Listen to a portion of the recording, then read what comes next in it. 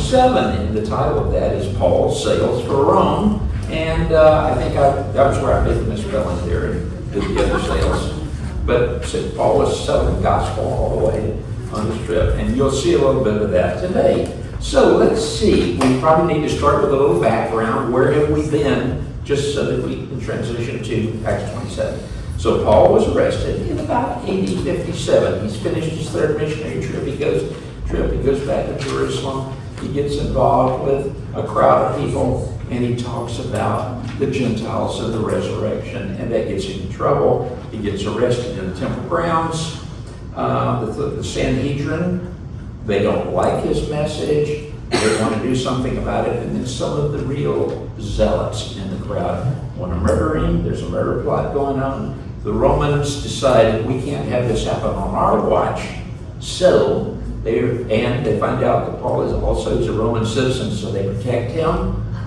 And they decide they're going to send him up to the governor Felix in Caesarea. We looked at that a couple of chapters back.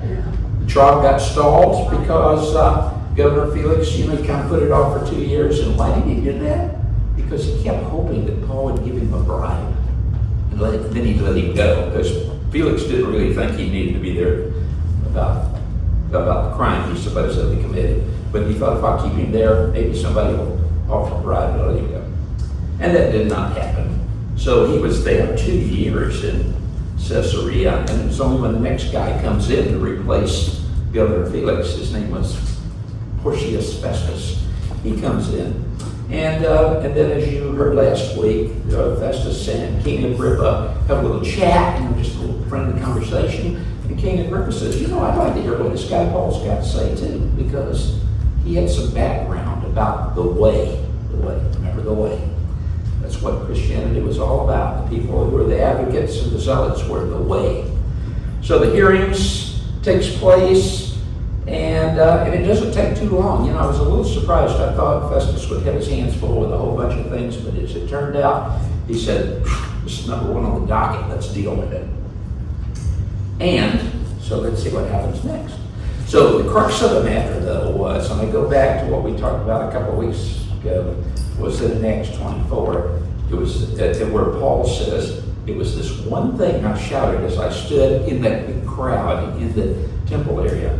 It's concerning the resurrection of the dead that I'm on trial before you today. And that continues to be the issue that Paul is struggling with. All right, Porcius Festus, who's the new governor, who's just recently come in 59. So this tells us something about where Paul is at in his lifespan too. 59 to 62, and I think we all know it all ends for him about 66 or 67. So, in Rome. But so Festus comes in 59, and that is when he takes over the trial, the dealing with Paul. So Festus replaces Felix. He hears Paul's defense, and he seeks King Agrippa's opinion, just like I mentioned, because he and Agrippa, had a conversation, and Agrippa said he would like to hear what Paul had to say. During the course of their little hearing, though, Festus just can't believe what Paul was saying. He said, "You're insane, Paul. You're insane. You're so smart." I left out the extra there. He is so smart that you just convinced yourself of things that the rest of us have a hard time believing. But so he thought Paul shouldn't be going there with a lot of the things he was saying, and he questioned his sanity. And when all was said and done, he has Paul packed up to go to Rome. And that's where we're going to be today. So let's see. I got a little slide here about the trial before King Agrippa. Let's see. Paul made a reasoned defense when he talked to King Agrippa. Remember, he was the one who said, "King Agrippa, you know all about this stuff. It was all in the Bible. You're a Jew. You were brought up. You heard all these things before. You should look, you've got Pharisees and Sadducees, and the Pharisees believe in a life after death. Sadducees maybe not, but you know that this was always a big issue for us to deal with." And so they concluded in the meeting that this man is not doing anything that deserves death or imprisonment. That's both Agrippa and Festus say that. So let's see. As they walk out the door of the meeting, Agrippa said to Festus, This man could have been set free if he had not appealed to Caesar. And I keep wondering, what was in their mind when they said that? You know, it's kind of like, you know, Paul talked himself into this. You know, sometimes the victim gets blamed for the problem. Has that ever happened in our country? The victim gets blamed for causing his own problems. Are we dealing with that like today? Today? That's kind of what I was thinking. And I think that sometimes people like to say, yeah, it's his own fault. He asked for it. He brought this on himself. That's what they're telling Paul. And we see that happen a lot in our society. I don't know that that's the answer. Remember, I'm filling in the blanks. I read you the Bible, but then we have to go through our mind. What was really going on there? So, in verse 1, chapter 27, when it was decided that we would sail for Italy, Paul and some other prisoners were handed over to a centurion named Julius, who belonged to the imperial regiment. So, when it was decided that we would sail for Italy, who is we? Who is we? Who's writing this book? Luke. Yeah, Luke wrote this book. He wrote a couple books in the Bible, I think. Luke 1 and Acts. So he's writing it. And also, it's Paul. Paul is part of the we. And, of course, the complement of the ship. You know, we're all going to go. And there were some other prisoners, people that were in Paul's complement, you know, or people that were around him that also got arrested. They're in this thing. So there is this guy named Julius. He's the centurion, you know. Are centurions bad? Let's see. Centurions, you know, we always think about, you know, these guys that are a leader of 100 Roman soldiers. They had to have been mean to get there. Tough guys. But who was the centurion that dealt with Peter in Caesarea? Remember, that was when Peter decided you could eat anything you wanted. And then there was the centurion that Jesus said, nobody showed more faith than this guy. You remember that in a previous chapter? There's a number of incidents where centurions turned out to be smart guys, thinking guys, willing to think about what Paul is saying. And maybe Julius is another one of those guys. We know he's not just another old soldier because he's a part of the imperial regiment. Let's see what this imperial regiment is. The imperial regiment, also known as the Augustan cohort, refers to a specific unit in the Roman military consisting of soldiers from Italy. It was a prestigious unit on special detached duty for the emperor. Augustan cohort. Remember, there was Mark Antony once upon a time and Octavian. They got in a little battle. Mark Antony was the guy who kind of filled around with Cleopatra. And I guess it distracted him because when they got the big battle, Octavian won. And Octavian, his middle name was Augustan, I think. And so he became the Augustus Caesar that went on for years and years. And so when you become the Caesar, and you know, you look back at Caesar's Senate stabbed him to death, you know, remember the Julius Caesar and all that stuff. You surround yourself with a bunch of good soldiers, people you trust. The Imperial Regiment, that's these guys here. They're the trusted regiment that Octavian, or Octavian, well, it was Octavian, now it's Augustus, wants to have surrounding. Sort of secret service. Say again? They're the secret service. Yeah, exactly. They've got the secret service, right? Yeah. But not so secret. Yes. But they had power. They had power, good reputation, good credentials, and where you would select somebody, then you want to take care of somebody like Paul because you want him to get back there. You don't want anything bad to happen to Paul along the way because he's declared his Roman citizen, and you don't want to have this hitting on the New York Times front page that we lost Rome. Says Paul's voyage to Rome begins at Caesarea, down here. You know, that's where the trial and everything is. And then he's got to go to Rome. And if he just went straight across the Mediterranean Sea, that would be the shortest way.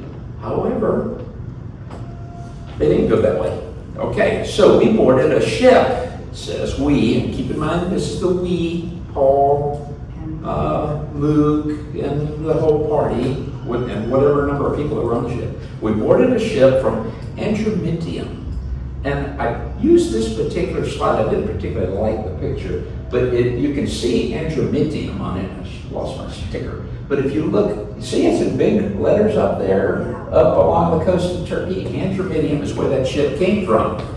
But you see the route. These guys build ships, and they go out there and they sell their wares along the way, or rent their ship out. And so this guy was in Caesarea, and he's going to provide them a good start on this trip. Okay, and again, and it's we put out to sea. They mention in the next verse here that Aristarchus, a Macedonian from Thessalonica, was with us. I won't say any more about that other than Aristarchus gets mentioned in several chapters of the Bible, and he's a friend. He's a friend. And he's also a fellow guy who struggled a little bit. Okay, so the next day, so they started out in Caesarea on day 1, but the next day, he says we landed in Sidon, and you can see on this map, Sidon is just up the road a little bit.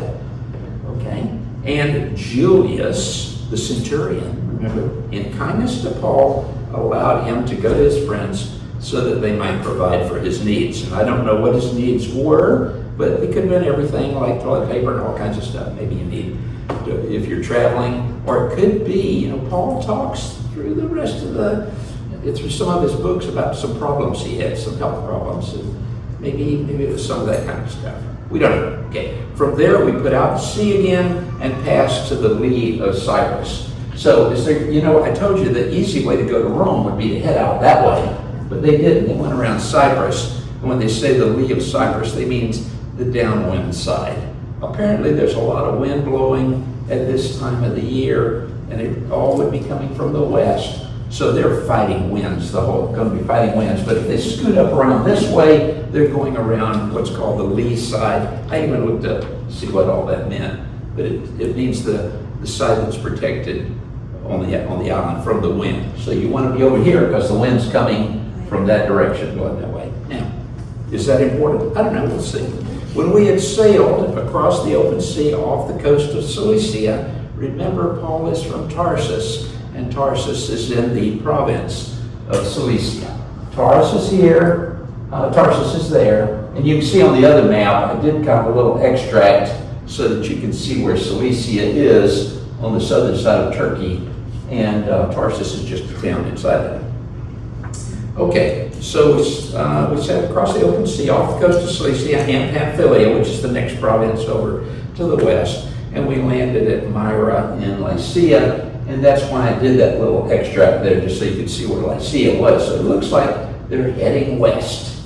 And Myra, you can see where Myra is. So that's the goal, get over there to Myra. We landed at Myra in Lycia. There, the centurion, obviously, the ship needs to go somewhere else. So they've got to find another boat to connect with, load everybody on it, and head out to Rome, and that's the centurion's job. He finds that. I'm sure he's carrying the purse, the money. What do they call these guys on the airliners and everything? The ones that have the bag, the purse, the money bags, and all that stuff. Purser. Yeah, purser. Yeah, okay. He must have had that as an extra duty. Military guys always get a lot of extra duties done. Right. To go. There, the centurion found an Alexandrian ship sailing for Italy, and Alexandria is off the coast of Egypt, down about here. So there's a ship out of there. Those Egyptians are smart guys too. They probably know how to build a ship. Let's see. We made slow headway for many days and had difficulty arriving off of.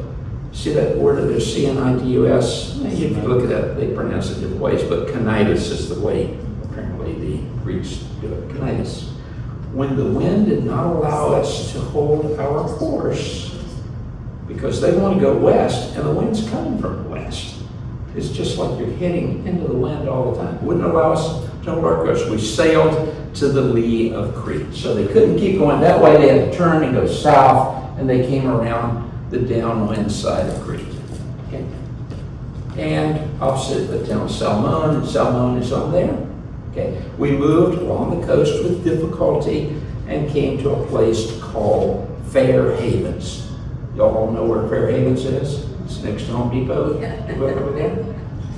It's sadly, it's another, what's your thing here? But here, it is this town of Fair Havens. And I even looked it up and found a little picture here of Fair Havens. That's what it looks like today. There's actually 17 people that live there in Crete, off of Fair Havens. And they say in here that it was not really a good place to stay for over the winter.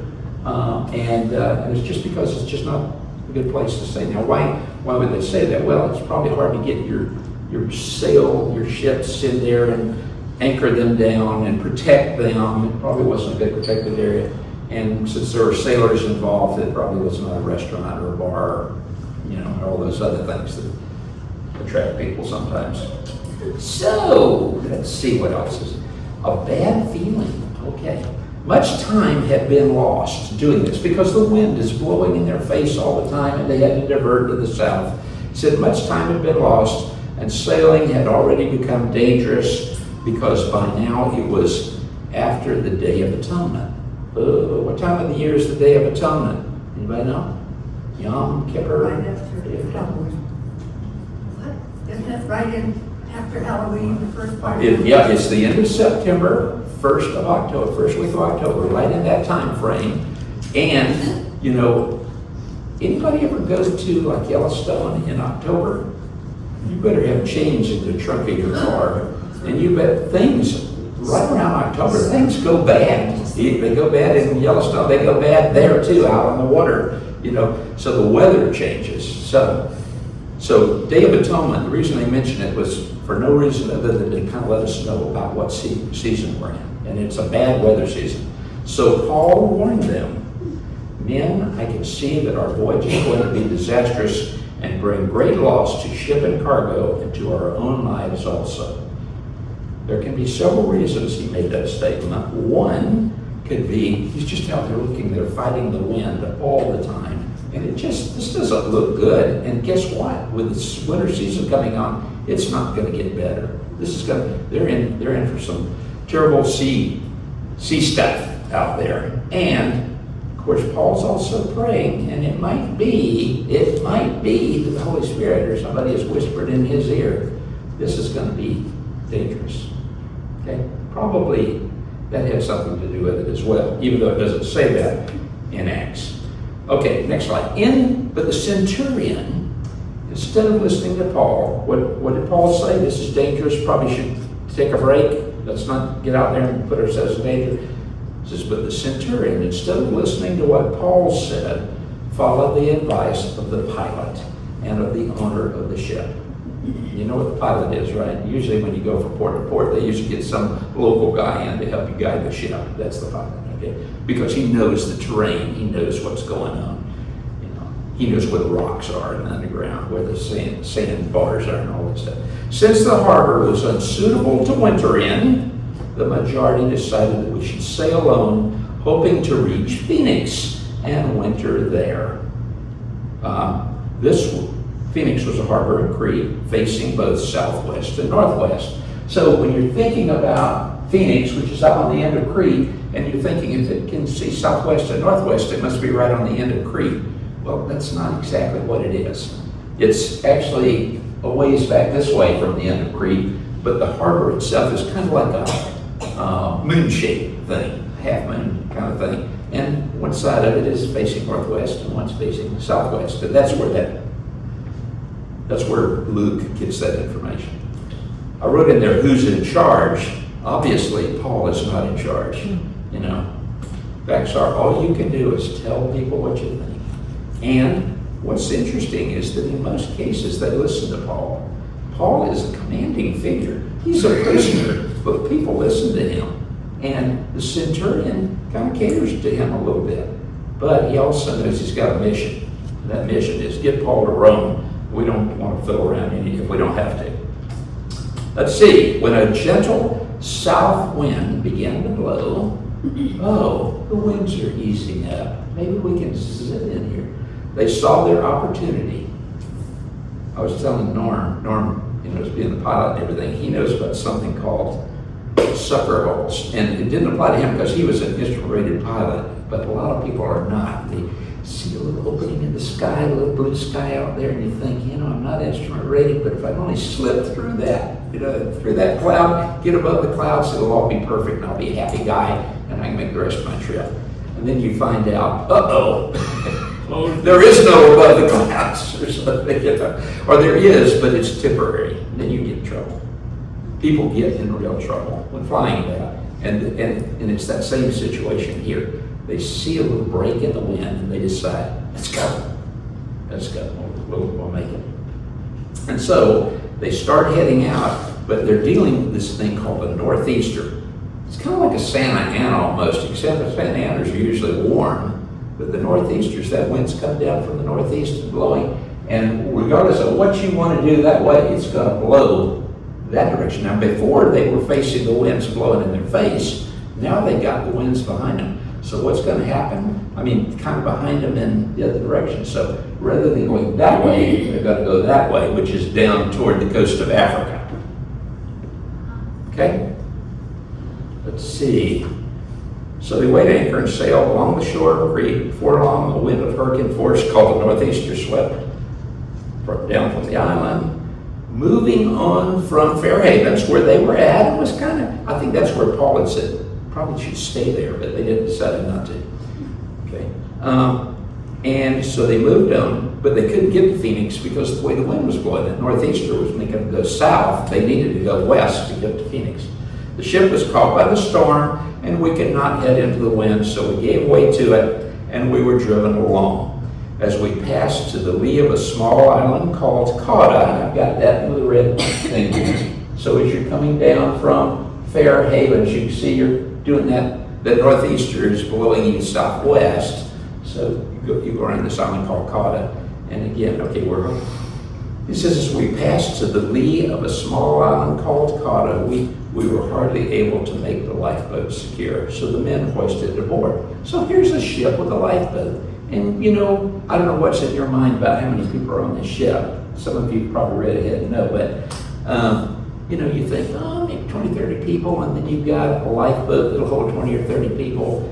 And because this ship is loaded with grain and everything else, and it's actually bursting at the seams, it'd be nice to have that lifeboat in case something happens to the ship. And could anything happen to the ship when you're in rough weather and terrible seas and everything? Yeah, but let's save that lifeboat. So they decided, let's pull that lifeboat on board. Make sense?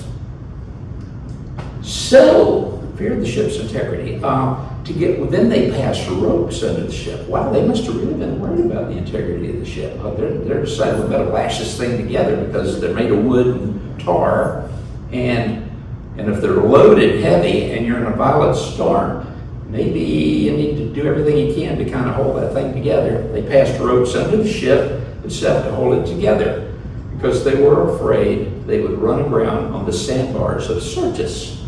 They lowered the sea anchor and let the ship be driven along. So, Syrtis, where is Syrtis? Well, it turns out Syrtis is, and these sandbars are off the coast of Libya.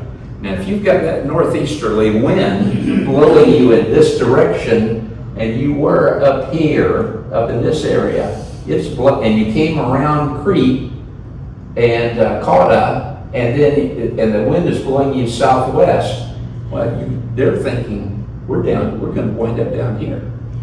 That's why they're talking about Syrtis. They were afraid they were going to run aground down there on those sandbars. They knew about the sandbars. Let's see. We took such a violent battering from the storm that the next day they began to throw the cargo overboard. On the third day, they threw the ship's tackle overboard with their own hands. So you can kind of understand, if it's, what good does it do to get the cargo there if we're not going to make it? They think we got to take some of the pressure off this ship. It's loaded, it's busting at the seams. Let's get rid of some of the cargo, and they did. Then it says, when neither sun nor stars appeared for many days. What does that mean? That means we've got bad weather. You don't see the sun, you don't see the stars, you're just in bad weather for many days. and the storm continued raging, yeah, I'd be trying to do everything I could to make that ship sailworthy as much as possible. We finally gave up all hope of being saved. You know, usually you give up all hope of being saved and then you get saved, right? Isn't that what happens? I mean, saved. Because sometimes it's only when you lose all hope that you turn to God and start thinking about. And what is it you think about over there in Ecclesiastes? Your eternity. You know, eternity is in the hearts of man. Pastor Bob would tell you that. Paul reminds the crew, after they had gone a long time without food, Paul stood up before them and said, what I think is interesting is Paul's just another guy here. He's a prisoner, and yet they give him an audience. They let him talk. He said, he stood up before them and said, men, you should have taken my advice not to sail from Crete. But then you would have spared yourselves this damage and loss. But now I urge you to keep up your courage, because not one of you will be lost. Only the ship will be destroyed. You know, most of that was kind of like a fact. Things are going to hell in a handbasket, so to speak.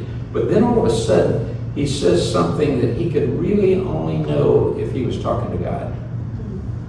And now I urge you to keep up your courage, because not one of you will be lost. Only the ship will be destroyed. Somebody has whispered in God's ear.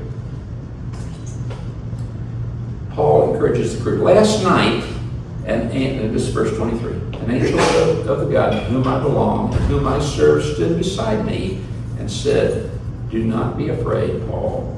You must stand trial before Caesar, and God has graciously given you the lives of all who sail with you. So keep up your courage, men, for I have faith in God that it will happen just as he told me. That nevertheless, we must run aground on some island. A couple of things there. One, that Paul has been given the word here, you know, what's going to happen, and that's a good thing. And he's talked to God. I remember Billy Graham used to talk about talking to God. He said, but you know, back in the old days when, in the 60s, when people were saying God is dead, Billy Graham was interviewed one time, and he said, you know, I talked to him last night, and he's just fine. He's just fine. Okay. So I think this is Paul. He has faith. He's talking. He says, for I have faith in God. And God is talking to him and telling him, rest assured. And he's passing that word on to the people on the complement of the ship.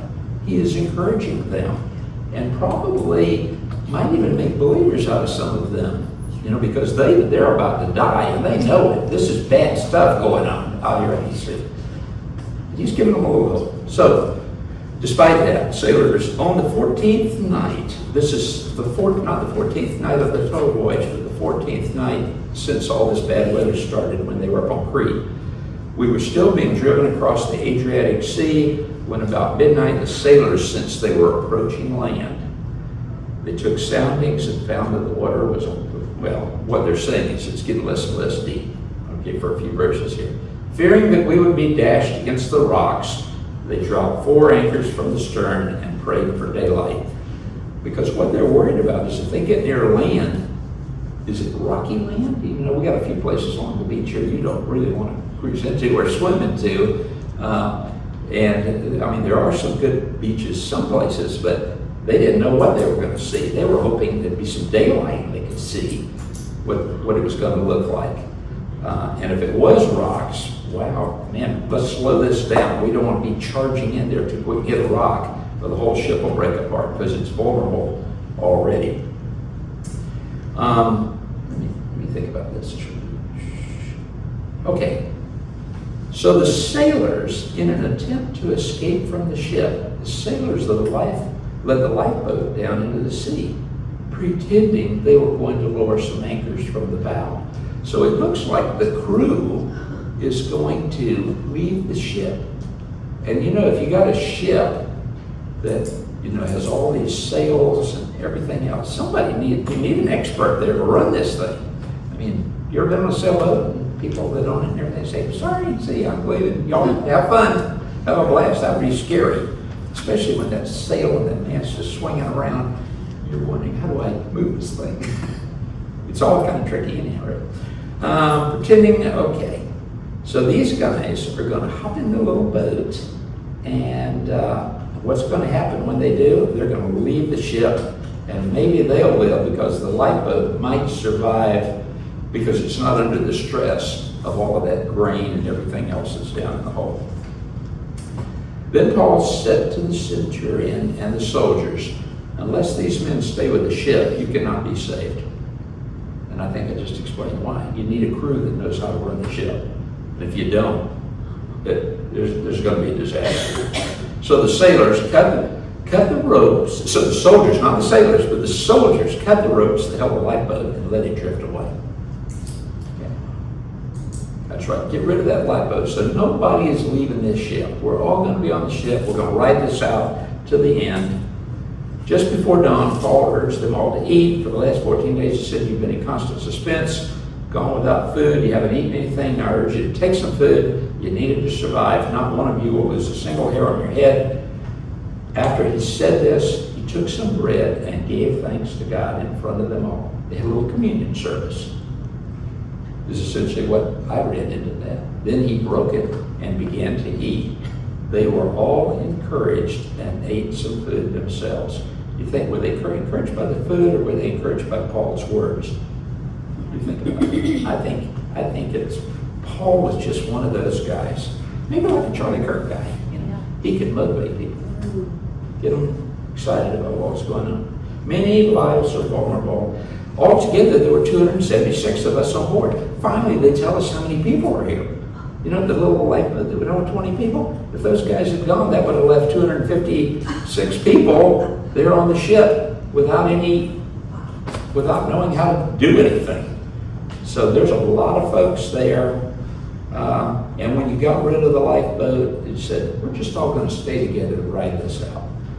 When they had eaten as much as they wanted, they lightened the ship by throwing the grain into the sea. If that ship is there and every time the wind blows and everything, you can tell from the groaning and moaning of the ship, it's about to break apart. One of the things you can maybe do is take some of the stress off of it, so they were throwing cargo overboard. When daylight came, they did not recognize the land, but they saw a bay with a sandy beach where they decided to run the ship aground, if they could, cutting loose the anchors. They left them in the sea, and at the same time untied the ropes that held the rudders. Then they hoisted the foresail to the wind, made for the beach, but the ship struck a sandbar and ran aground, and the bow stuck fast and would not move, and the stern was broken into pieces by the pounding of the surf. Well, maybe good that it broke apart a little bit, because that created a lot of planks loose and floating around the ship. They might need those here in a minute. The soldiers planned to kill the prisoners. How many times have we read something back in Acts or earlier books about the jailer who, the earthquake happened, remember? And what was going to happen? The prisoners were going to escape, and he was so afraid the jailer was worried he was going to be killed.